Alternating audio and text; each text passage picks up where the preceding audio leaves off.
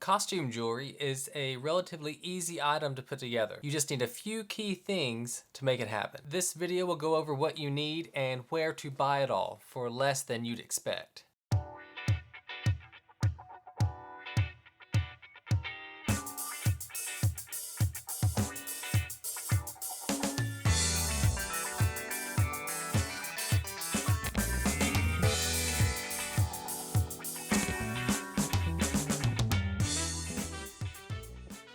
To get started, we need some tools for our workspace. You're going to need a heat-resistant work surface. An upside-down piece of ceramic floor tile works great and it's relatively cheap. The rough surface helps grab onto the Play-Doh and keep it from shifting. You'll need some Play-Doh. Any color will work fine. This is used to hold the pieces in place as you solder everything together. You'll also need a 1500 watt heat gun.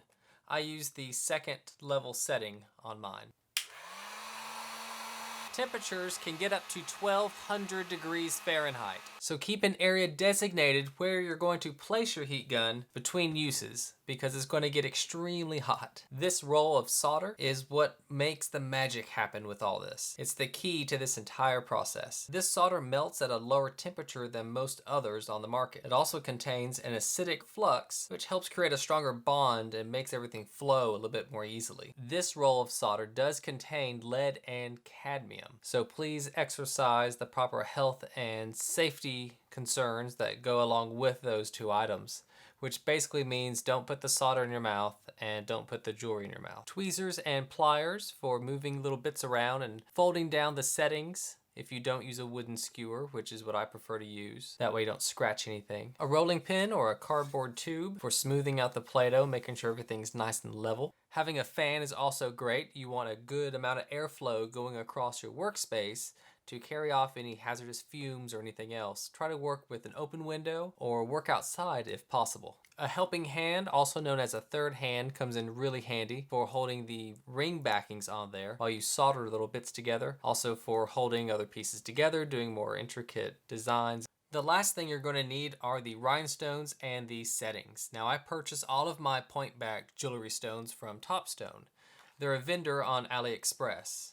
They ship directly from China and usually arrive 2 to 3 weeks after you place your order, but some delays do occur. So plan your project early to account for any extended shipping time that might happen. Lots of shapes, colors, and sizes are available. Take time to navigate and search through their shop to kind of find the best items for your project. Everything is listed in millimeters, which I personally love because I adore the metric system. So keep a ruler handy for referencing the sizes. To get started, I'd recommend purchasing one of the AB assortment packs. The 20 by 30 60-piece teardrop packs run for about $20, but prices can fluctuate a bit. That's less than 40 cents a stone.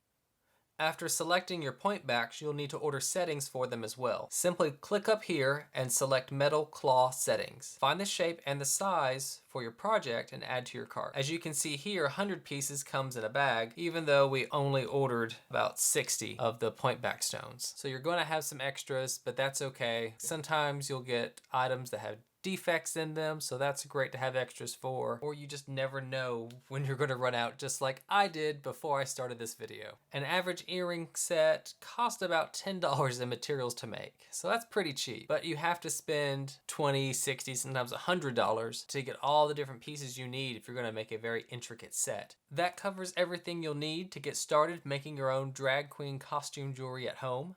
Okay, on to making the jewelry. Start by shaping your Play-Doh into a 1/2 inch thick layer, slightly larger than the size of your finished design.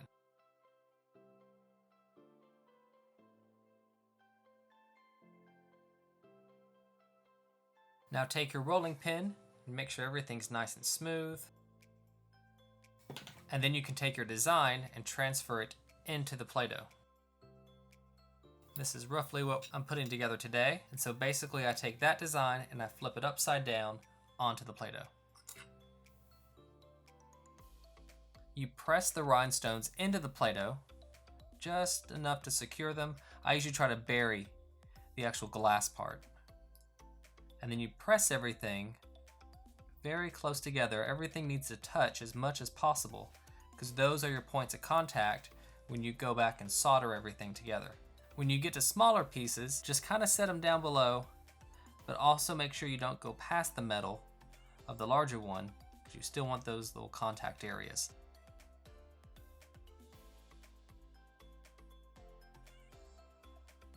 Now that you have all your rhinestones and their settings and everything in place where they need to be, take your solder, unravel about 8 inches of it, and curve that tip just a little bit. That makes it easier when you get inside those little crevices when you're soldering. Now take your heat gun, turn it to the second setting, that'll be the hottest. And you want to keep it moving as you heat everything. When the Play-Doh starts to bubble up, that's when you know everything's getting to temperature.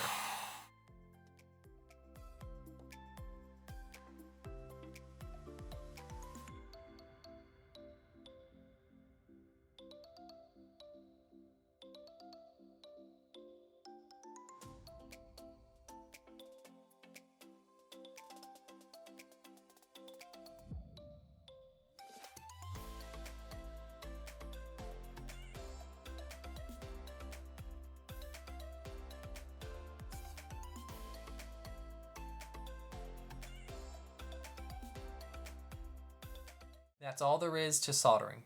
Just push your pieces into Play-Doh, get your heat gun, get the right type of solder, and just let everything get really hot and just press the solder into those little joints where everything's butted up against each other. So let your piece cool down completely. Don't submerge it into cold water because you'll either crack a stone or you'll crack one of the solder joints, and that will just ruin it. You have to heat it back up and fix it and all that stuff. If you're going to make costume jewelry that's going to become a ring, you're going to need what's called a ring blank.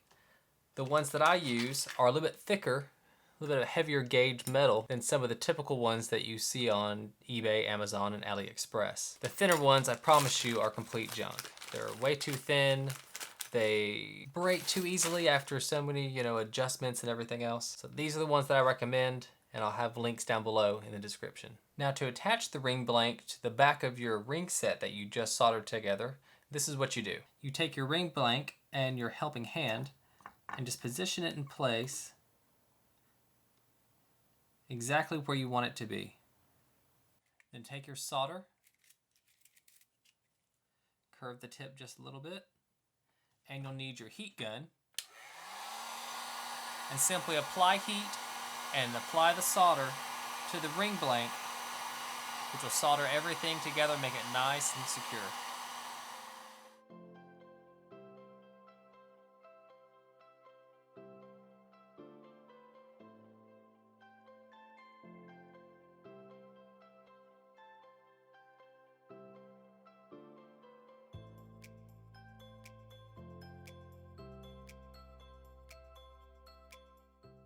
Now that everything is cooled off, you can pull it from the Play-Doh and you have a finished ring. That's all you have to do. The next step, we're going to solder on the earring backings, which is used for making clip-on earrings. After that, we'll do magnets. Clip-on earrings are super easy to do when you have the right parts. These are made for soldering on, so it has a very large area, and that sits on top of the earring, soldered on, and then it has a clip, a little tension clip right there, that just snaps and holds onto the earlobe. So you open it up, take that large flat side, lay it on top of your earring, and then secure it with your helping hand.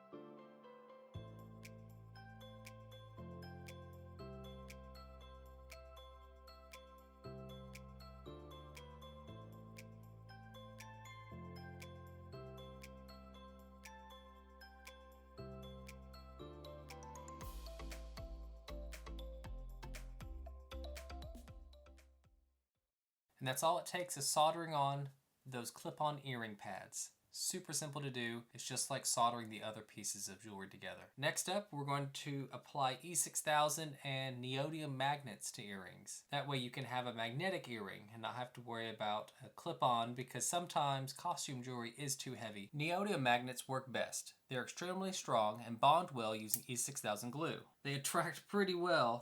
Oh, and you always want to keep them far apart from one another. So when you take your E6000 and you apply it to the back of your rhinestone setting, a little goes a long way, just a little dab, and that's all you need because it'll press out.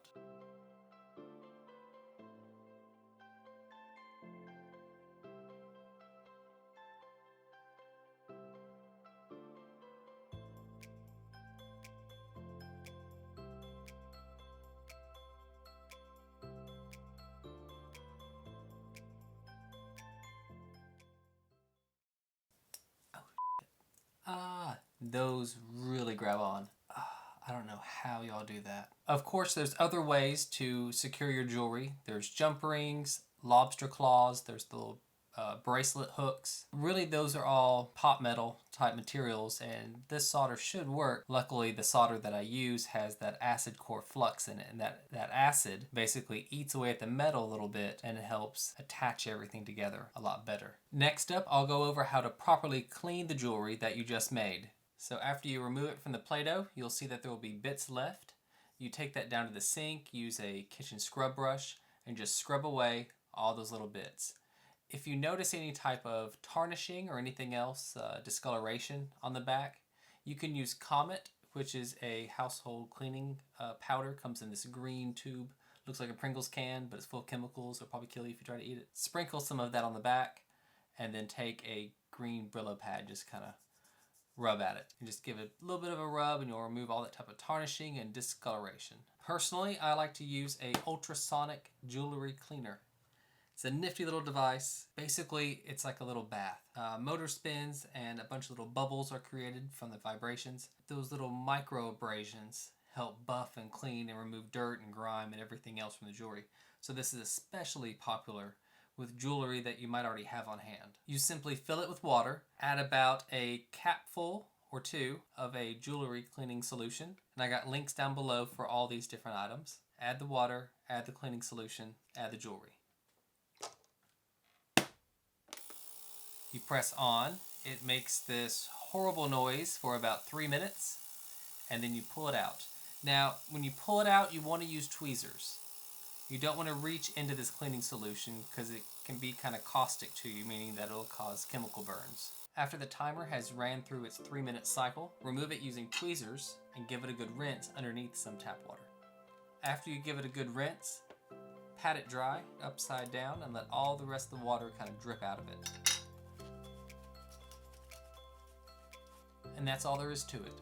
I hope you enjoyed this video tutorial series on how to make your own drag queen costume jewelry. If you enjoy this video, give it a thumbs up. If you would like to see more videos like this, please consider subscribing to this new channel. Thanks again for watching.